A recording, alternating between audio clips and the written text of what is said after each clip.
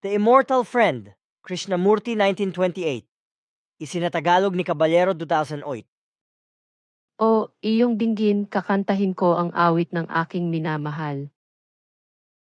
Kung saan ang malamya at lunti ang mga gulod ng mga nananahimik na bundok ay makakatagpo ang animoy bughaw na bahagi ng maragundong dagat, kung saan ang mabulang batis ay humihiyaw sa lugod.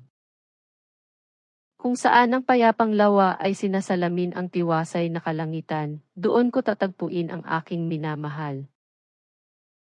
Sa libis na pinadidilim ng kalungkutang humahagilap sa gabundok na kapanatagan. Sa usok na tuwid na pumapailan lang, sa kubong nakaharap sa lumulubog na araw, sa manipis na putong ng mabilis maparam na ulap, doon ko tatagpuin ang aking minamahal.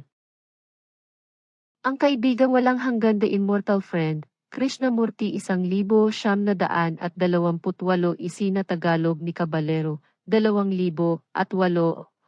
Iyong dinggin, kakantahin ko ang awit ng aking minamahal. Kung saan ang malamya at lunti ang mga gulod ng mga nananahimik na bundok ay makakatagpo ang animoy bughaw na bahagi ng maragundong dagat, kung saan ang mabulang batis ay humihiyaw sa lugod. Kung saan ang payapang lawa ay sinasalamin ang tiwasay na kalangitan, doon ko tatagpuin ang aking minamahal. Sa libis na pinadidilim ng kalungkutang humahagilap sa gabundok na kapanatagan.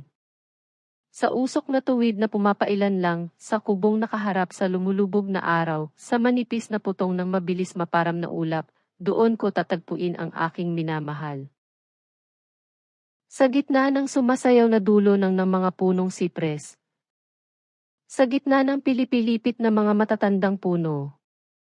Sa gitna ng salasalabid na dawag na nananatili sa kandili ng lupa, sa gitna ng naghahabaang baging na nagpapabitin, doon ko tatagpuin ang aking minamahal.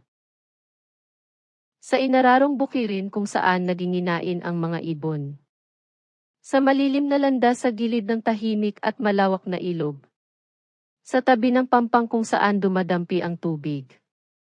Sa gitna ng nagtatayugang puno ng poplar na nakikisayaw sa bugso ng hangin, sa punong napatay ng kidlat noong nakaraang tag-init, doon ko tatagpuin ang aking minamahal. Sa bughaw na kalawakan. Kung saan nagtatagpo ang langit at ang mundo. Sa makapigil hiningang hangin. Sa umaga na may pataw ng kamanyang. Kabilang ng matingkad na mga anino ng katanghalian. Kabilang ng mahabang mga anino ng gabi, sa gitna ng matingkad at maliwanag na kaulapan sa dapit hapon, sa baybay dagat tuwing magtatapos ang araw, doon ko tatagpuin ang aking minamahal. Sa anino ng mga bituin. Sa gitna ng katahimikan ng madilim na gabi. Sa pananalamin ng buwan sa matining na tubigan. Sa katahimikan bago magbukang liwayway. Kabilang sa mga bulong ng gumigising na mga puno. Sa matining na huni ng mga ibon sa kaumagahan. Sa gitna ng muling pagpangon ng mga anino, sa gitna ng naaarawang tuktok ng malalayong mga bundok, sa inaantok na anyo ng daigdig, doon ko tatagpuin ang aking minamahal. Pumayapa ka, o umiindayog na tubig, at dinggin mo ang tinig ng aking minamahal. Sa masayang halakhak ng mga bata maririnig mo siya. Ang saliw ng plauta ay kanyang tinig. Ang takot na iyak ng nag-iisang ibon ay nagpapaluha sa iyong puso, sapagkat nadidinig mo ang kanyang tinig. Ang pag-aalimpuyo ng matandang dagat ay gumigising sa mga alaala na ipinaghele ng kanyang tinig. Ang malamyang bugso ng hangin na bahagyang nagpapagalaw sa mga tuktok ng puno ang nagdadala sa iyo ng kalatis ng kanyang tinig. Ang kulog sa kabundukan ang magpupuno sa iyong kaluluwa ng lakas ng kanyang tinig. Sa ingay ng isang malawak na pamayanan, sa mga kaingayan na panggabi, ang iyak ng kalungkutan, ang ingay ng mga halakhak na pumupunit sa kapangitan ng galit, humahantong ang tinig ng aking minamahal. Sa malayong bughaw ng mga maliliit na pulo. Sa munting hamog, sa nababasag na mga alon, sa tabsing ng karagatan, sa bagwis ng lumilipad na ibon, sa murang dahon ng tagsibol, makikita mo ang anyo ng aking minamahal. Sa banal ng dambana, sa bulwagang sinasayawan, sa banal na mukha ng pulubi, sa paggiray-giray ng lasenggo, sa harot at mayumi, makakatagpo mo ang aking minamahal. Sa kaparangang maraming bulaklak, sa bayang salat at marumi, sa mga banal at hindi sa bulaklak na nagtatago ng kaganapan, naroon ang aking minamahal. O, ang dagat ay pumasok sa aking puso, sa araw na ako ay nabuhay ng 100 tag-init. O, kaibigan, namamasdan ko ang aking mukha sa iyo, ang mukha ng aking pinakamamahal. Ito ang awit ng aking pagmamahal. The Immortal Friend Krishnamurti, 1928. Oh, listen, I will sing to thee the song of my beloved. Where the soft green slopes of the still mountains meet the blue shimmering waters of the noisy sea. Where the bubbling brook shouts in ecstasy, where the still pools reflect the calm heavens, there thou wilt meet with my beloved. In the vale where the cloud hangs in loneliness searching the mountain for rest. In the still smoke climbing heavenwards, in the hamlet toward the setting sun, in the thin wreaths of the fast disappearing clouds, there thou wilt meet with my beloved. Among the dancing tops of the tall cypress. Among the gnarled trees of great age, among the frightened bushes that cling to the earth, among the long creepers that hang lazily, there thou wilt meet with my beloved. In the plowed fields where noisy birds are feeding.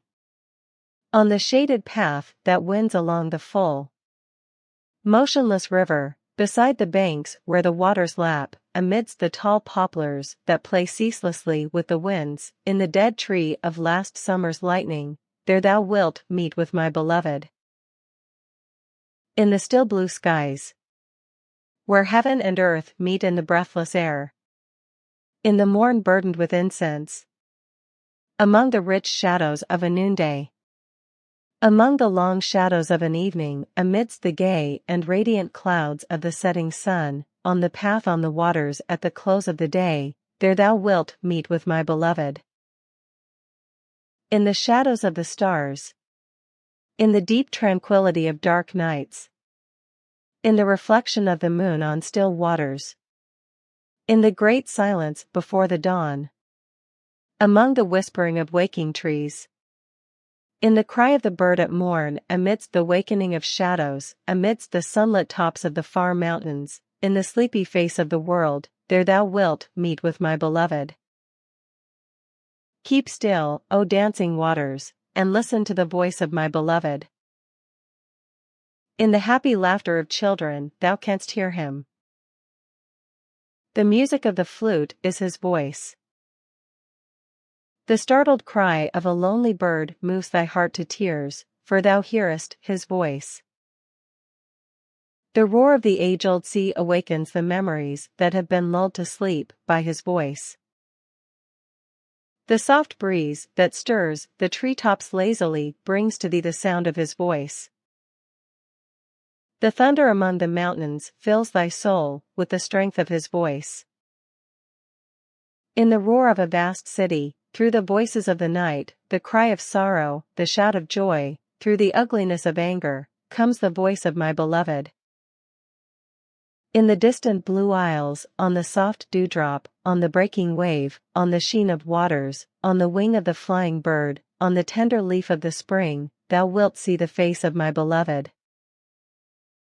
In the sacred temple, in the halls of dancing, on the holy face of the sannyasi, in the lurches of the drunkard, with the harlot and with the chaste, thou wilt meet with my beloved. On the fields of flowers, in the towns of squalor and dirt, with the pure and the unholy, in the flower that hides divinity, there is my well-beloved. Oh! The sea has entered my heart, in a day, I am living in 100 summers. Oh, friend, I behold my face in thee, the face of my well-beloved. This is the song of my love,